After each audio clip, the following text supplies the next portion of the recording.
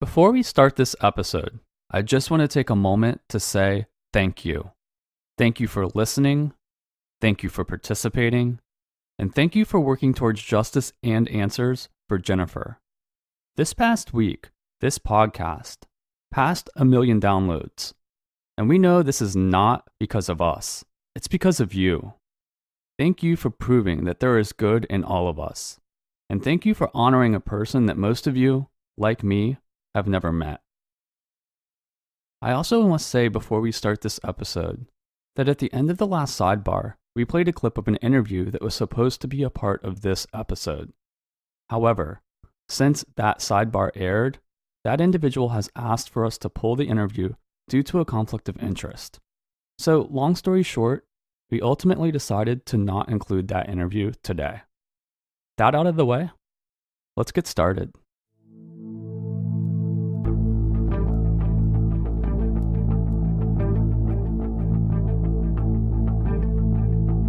24-year-old Jennifer Kesse disappeared January 24th, 2006. She was last seen at her condo on Conroy Road. To solve a missing persons case which has haunted Orlando investigators.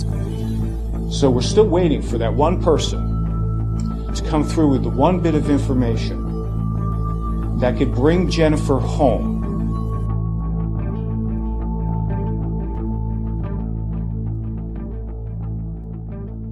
This is Unconcluded, a real-time investigative podcast looking into the 2006 disappearance of Jennifer Kesse in Orlando, Florida.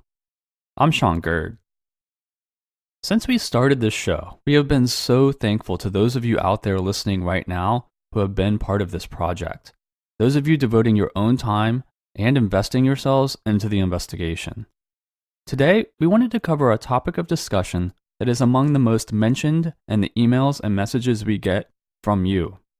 We're often asked if we've looked into similar cases or known individuals who have committed similar crimes in the Central Florida area that could possibly be linked to Jennifer's disappearance.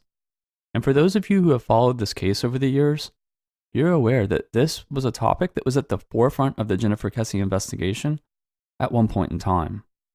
That time was back in 2009. It was then that another Orlando, Florida woman had disappeared.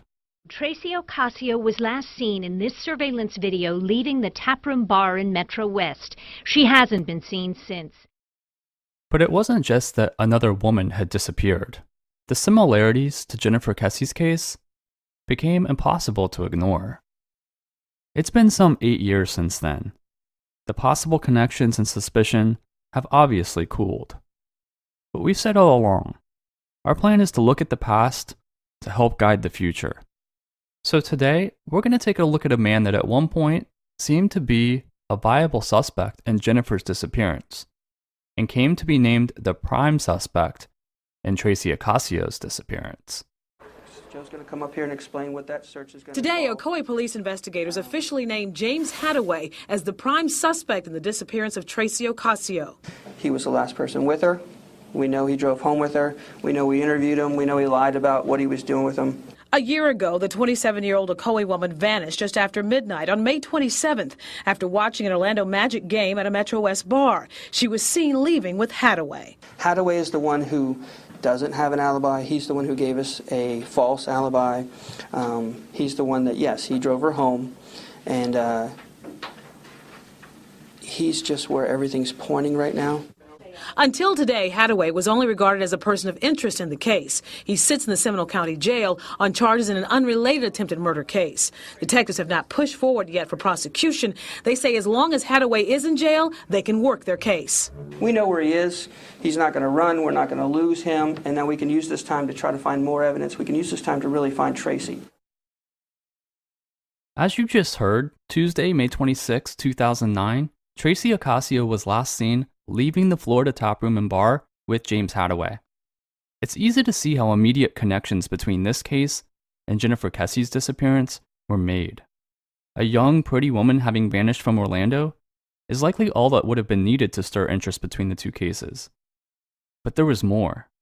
Jennifer Kesse had actually lived at Metro West, the location of the Florida taproom and bar, which was the last place Tracy Ocasio was seen leaving with James Hataway. There also was the fact that, just like Tracy, Jennifer's car had been abandoned after her abduction. And Jennifer's keys, cell phone, wallet, all of those things were missing too. And this was just among a pile of coincidences that couldn't be ignored. There is also a belief by some that the person of interest in Jennifer's disappearance, that person who was captured walking by the pool at the Huntington on the Green, actually looks like it could be James Hataway. So is it actually possible that this person could be responsible for Jennifer's disappearance? Or was this just desperate attempts to make coincidences into evidence? That's a question that still hasn't been answered, even to this day. So, is making a connection from Hataway to Jennifer even possible, when there wasn't even enough evidence to charge him in the disappearance of Tracy Ocasio, a case in which he'd been named the prime suspect? He'd even been seen on video leaving with her the night of her disappearance. Ocoee Police Chief Steve McCosker at one point said, quote, "He had left the bar with Tracy on the night of her disappearance. Her car was found just blocks from his home. He admitted she came to his house, but says she left on her own. That's the most I can say." So he's the prime suspect in her disappearance, but the police don't have enough evidence to bring charges against him, which goes to show that not only can he make people disappear, but he can do so without leaving any evidence. But let's go ahead and consider if James Hataway could be the person responsible for Jennifer Kesse's disappearance. And let's start with who he is.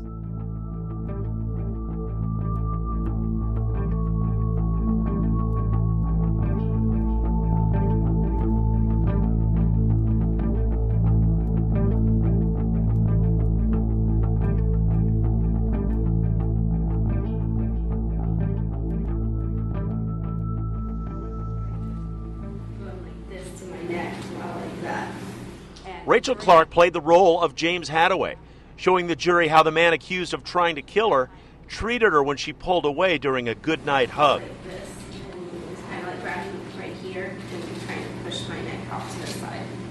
Hataway and Clark knew each other. They were at an after-hours party in August 2008, and he was asked to leave. These pictures show Clark during her trip to the hospital. She says Hataway flipped out after she gave him a lift home. Somebody grabbed the back of my head and started slamming my head on the sidewalk, and I was putting my hands in front of my face. Put 2 fingers in my mouth on the side of my jaw while I was laying face first onto the ground and tried to start pulling my head off to the side. And what, if anything, was Mr. Hataway saying to you at that time? I don't recall. I was saying, actually, don't make me kill you. Rachel Clark was a victim. We will not deny that fact. So let's start there. The attempted murder of a woman named Rachel Clark in Seminole County back in 2008. This is a charge that James Hataway was convicted of, in which he's currently serving a life sentence for attempted murder, false imprisonment, and burglary with an assault and robbery. But the trial itself would include more information that speaks to the character of James Hataway. Testimony during this trial included a man discussing how Hataway often talked about an infatuation for choking women and breaking necks. The new witness in the upcoming trial for James Hataway claims Hataway becomes sexually charged by choking women. Hataway is a person of interest in the disappearances of Tracy Ocasio and Chris George. West 2's Greg Fox live at the Seminole County Jail right now. And Greg, Hataway is about to go on trial there in a different case. Exactly, and he's got a hearing on that coming up tomorrow. Jury selection in that case should begin in less than 2 weeks. And this case involves the attempted murder of a woman who claims that Hataway is her attacker. And at issue in the document that we're about to show you is that one witness, a new witness, is claiming that there is a pattern of abusive behavior by Hataway toward women. Francisco Arellano claims he lived with the defendant prior to the date of the crime. Hataway would discuss with Arellano certain acts that would turn him on sexually, including choking women. Also, Hataway told Arellano he would disappear if he ever crossed him and that he made others disappear in the past. These statements clearly illustrate just what he's capable of. Also, you heard in that clip, in February of 2009, an Apopka man by the name of Chris George also disappeared, and he was last seen with Hataway and another man. A 2011 Orlando Sentinel article reported that Hataway was found coming out of the woods on Ocoee-Apopka Road near Lake Carter on the day after George disappeared, the same lake where his bones would be found in the muck. Hataway was never charged in this case, but you can begin to see the pattern. So if we want to ask the question, is this man capable of being the person who took Jennifer? Well, that's an easy one to answer. The harder question is the link between Hataway and Jennifer Kesse that would make him a possible suspect in her case. And that question isn't nearly as easy to answer.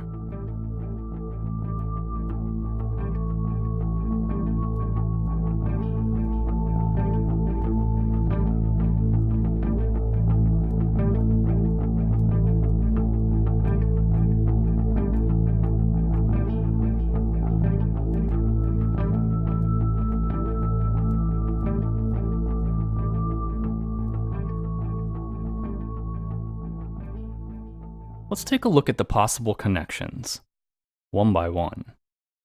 The most obvious is that Tracy Ocasio was last seen at the Florida Tap Room at Metro West, and the connection here is easy. Jennifer Kesse had lived at Metro West prior to moving into the Mosaic at Millenia, and in fact, had visited the tap room on occasion. So is it possible that Jennifer could have crossed paths with Hataway at the tap room? Absolutely. Is it likely? We're not so sure. We have to consider that Jennifer was no longer living at Metro West at the time of her disappearance, so that in itself would probably make it less likely.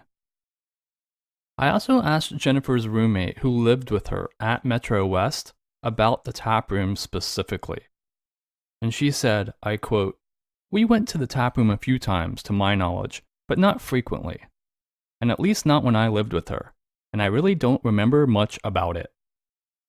So while we certainly can confirm that Jennifer did in fact frequent this particular location, I don't think we could say that she was a regular. Also on the topic of the location, the nearby gym at Metro West that was next to the tap room has been brought up over the years. It's a place that Hataway was known to frequent, and that Jennifer may have worked out when she lived there. But Jennifer's father's mentioned that she wasn't big into the gym. So this also seems less likely. There's no actual proof of Jennifer and Hataway ever having crossed paths, other than the assumptions made based on a location. Now what about the abandoned car? Tracy Ocasio and Jennifer Kesse both disappeared and had their car discovered, abandoned, just days later. But that's basically where the similarity ends. Tracy's car was found in Ocoee, near the home of the suspect in her case. And as you know, Jennifer's was found in a bad part of town, just a couple miles from where she lived. We have to imagine that abandoned cars are a frequent occurrence in missing person cases, and I'm not sure we can make any connection between the two. And we can probably say the same thing about the phone and the personal items that have never been found. That's just going to be something common in missing person investigations. Those personal items that the victims are known to have on their person are likely going to be missing too. So what about the similarities between the person of interest from the Huntington on the Green and James Hataway? Myself, I'm just not seeing it. If I sit down and try to convince myself that it could be him in the video, I could do it, I'm sure. But at first blush, there just isn't enough of a resemblance for me to consider it worth much. I can't rule it out, but it's certainly not something that we can consider a compelling connection. Over the first few months of this investigation, this topic's come up often between Scott and myself. And after taking the last couple weeks to look a little deeper, I'm not sure that our thoughts have changed much since our initial conversations back in April. Because of, Tracy Ocasio and the whole Ocoee connection. I read that on a few different websites. And, I don't know. It seems like maybe people are trying to put a square into a round hole or something like that. It just seems like maybe it's a convenient thing. I plan on looking more into it, though, because obviously it's something to look at. It happened in that area, and obviously Tracy Ocasio was after Jennifer. But, I don't think it's something that we just totally blow off, but it seems a little bit of a stretch to me, at least on first inspection. Yeah, I agree. I think we have to maybe consider it just because if you think about a girl that goes missing in the same kind of general area, I mean, just because of that coincidence, if we want to call it coincidence, I think it still has to be considered. And I don't know if you saw, but I saw where at least people online are saying that Jennifer went to the same bar, I guess that Tracy went missing from or was seen with him, or I can't remember exactly what they said, but I don't know. So I mean, I guess if they were in the same location, that would maybe add some possible links or credibility to it. So I think that unlike the other ones that we mentioned earlier, I think this one we might have to actually at least attempt to see if we can find out if there's more to it, I guess. Hopefully we can find some connections or some people that can confirm or deny, yes, Jennifer used to hang out at the tap room, or no, we never knew that she hung out there, or something like that. So we'll have to try to piece that together. I think that's going to be a key because, like you said, if that's the case and we find out, or some of her friends or her family or somebody says, or the bartender's there or whatever, she hung out here all the time. And so did James Hataway, and so did Tracy Ocasio, and all that kind of stuff. Now we're inching a little bit closer towards something that makes sense. And it didn't seem to just be, random internet people too. Like I saw news articles where they had mentioned Jennifer's family, like possibly considering the link between the two. And I mean, so many years ago now, I don't remember right now what year it was. I know it was after Jennifer, but it was definitely a lot of years ago. And we don't really, or at least I haven't seen anything recently still talking about him in relationship to Jennifer Kesse. So I think we have to assume that nothing came of it from the investigation with the police or whatever, but it was awful strange to see in real news sources like the newspaper, Jennifer's family commenting on the possibilities, or I guess not the possibilities, but the similarities between the two, or the possible coincidences between them. So I don't know. I think we have to add it to the list of things that have happened in the past that we have to take a look at again if we're really going to do what we said about, not leaving anything unturned or whatever. Yeah, a lot of the stuff I read was dated 2011. That was when a lot of the conversations were taking place from people. It was on, on some online message boards, also some articles in the newspaper. So again, I didn't see a lot of stuff that mentions Jennifer Kesse recently. I would agree with that. I haven't seen anything either. A lot of the ties just keep saying Tracy Ocasio and James Hataway. They sort of don't delve into the whole Jennifer Kesse thing. I was trying to look at it, and I don't know. I wasn't really seeing it. Did you look at that? Yeah, look at him. Yeah, I wasn't seeing it either. Now the picture I saw of him, I think, was more of a booking photo of some sort. I can't remember exactly what the photo was, but I don't. It first glance, no. I didn't scream to me, oh my gosh, that looks just like he could be the POI. Not saying he's not, but I don't get that impression. I did see where he had talked about making people disappear, stuff like that. So I don't know. I mean, that part of it is kind of weird, but I guess just because he, probably had something to do with another girl going missing and talks about making people disappear doesn't mean he's responsible for every missing person case. But I don't know. I guess what we have to say is at this point that we can't just not look into it, even though I feel like talking to you right now, like you're suspicious of it, like being linked to Jennifer, just kind of like I am. But that said, I guess we're going to have to spend some time looking at it, or at least considering it until we get more info.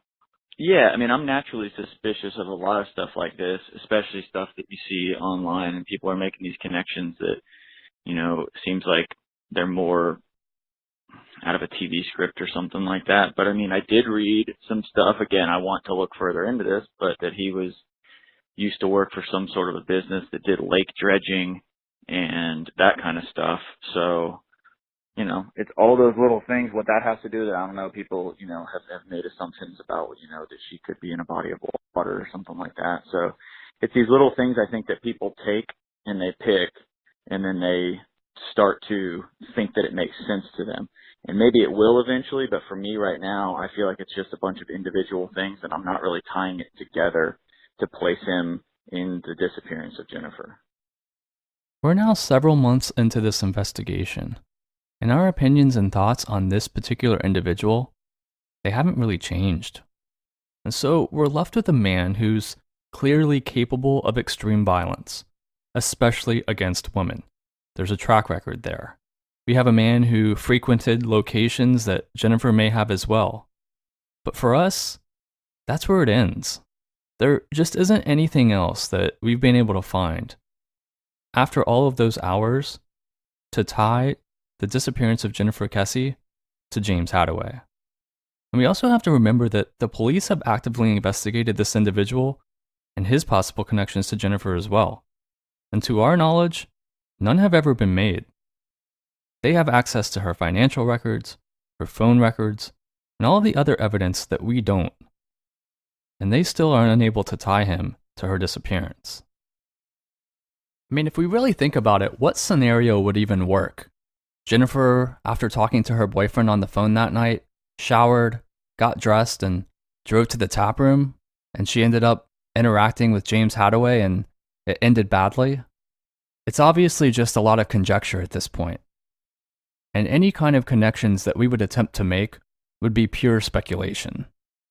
So while we certainly can't eliminate Hataway in regards to Jennifer's disappearance, at this time, with no evidence indicating any involvement other than the coincidences, it can't be a focal point of the investigation.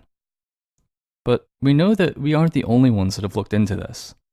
Those of you that have emailed us and contacted us and suggested that we take a look, we still feel that it was worthwhile, because at this time, considering all of the possibilities is the only way forward. So thank you for those messages and those emails. And if you have more information that we're unaware of, please let us know.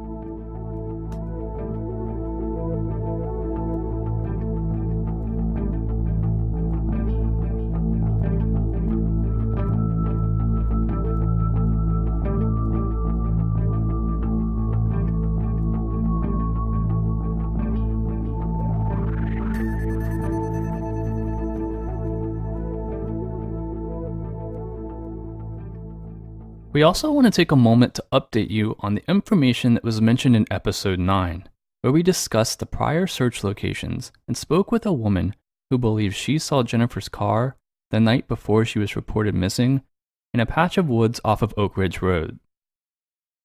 First, we've heard from a few people about additional search locations that may not have been reported on and we did not mention in episode 9. So of course, stay tuned for updates if we make progress on those. Also in the last sidebar, we hadn't had a chance to catch up with the Oak Ridge witness. But over the last week, that's changed. We did have a chance to touch base. And first and foremost, she talked about how she wished she could remember more. It's just that it's been so long that the details just aren't as vivid anymore. She wishes that someone would have asked her these questions back when she first called in her tip. She knows she would have been able to share more detail. I asked her if there was any way that she could nail down the time of what she witnessed, and she said again, only that she knew it was dark. But she did add that her kids were asleep, so it would have had to have been later in the night. She could say for a fact that it would have been after 8 p.m., the time that her kids went to bed. But that 10 p.m. or 11 p.m., those would have been possible too. I also asked about the church specifically. The church that sits on the front property facing Oak Ridge Road, which owns the wooded area which she described. I asked about activity that she would see there, cars, people, anything.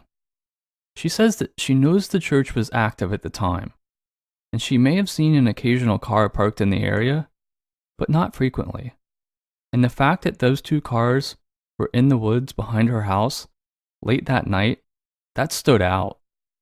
Also, in regards to the church, we've been attempting to contact them to inquire about any past searches or consider the possibility of one now. But it's been extremely difficult. As this is a real-time investigation, and we are working on these things week to week in between the episodes that you hear, this is just one of those times where getting that information in that short period of time has been impossible.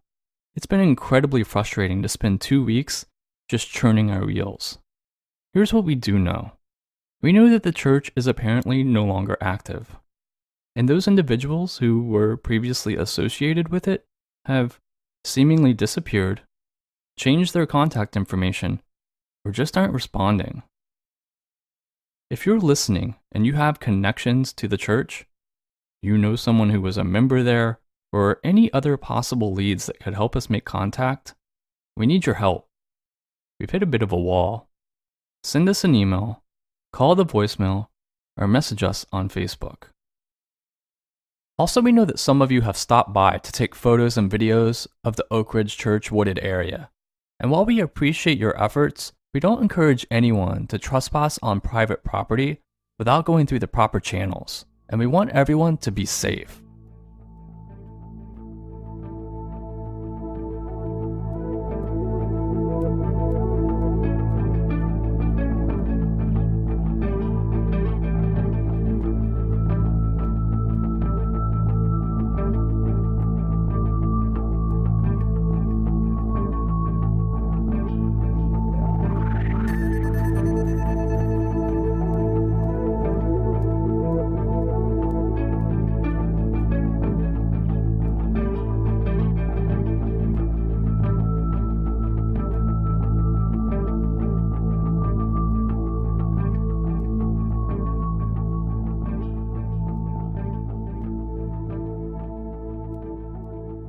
If you think you may know something about the disappearance of Jennifer Kesse, the time to come forward is now.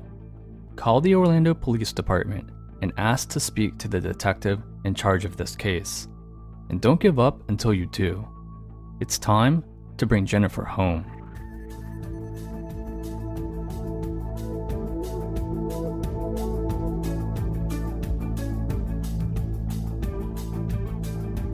We'll be back next week with our follow-up sidebar episode. Remember to call into the voicemail line. You can find that number in the show notes or on our website. Send an email or send us a message on social media. I said it earlier, but I can never say it enough. Thank you for listening, participating, and being part of this.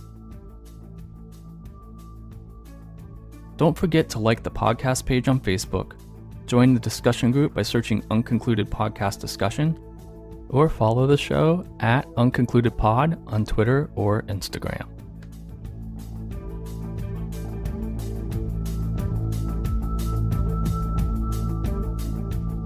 Unconcluded is produced by Scott Jameson and myself. All music in this episode by PC3. Thanks for listening, and we'll see you next time.